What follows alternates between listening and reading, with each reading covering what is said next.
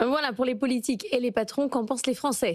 Le moral économique n'est pas bon du tout. C'est ce que nous dit ce matin le baromètre Odoxa pour BFM Business, Challenge et AJP. Un pessimisme rare pour lesquels les solutions ne sautent pas aux yeux, Étienne Henry.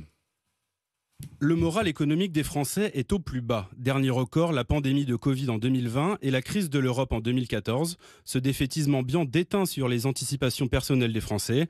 Près de 50% d'entre eux pensent que cette crise politique affectera leur propre situation économique.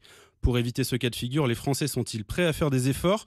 Pas vraiment, selon Gaël Sliman, président d'Odoxa. Les Français sont prêts à faire des efforts, mais ils veulent que ce soit les autres qui payent ces efforts. Traduction, nos concitoyens nous disent oui, oui, il faut une augmentation des impôts pour les Français les plus riches à 78%. On est pour une réduction des aides sociales à 55% et on est aussi pour une réduction du nombre de fonctionnaires à 54%.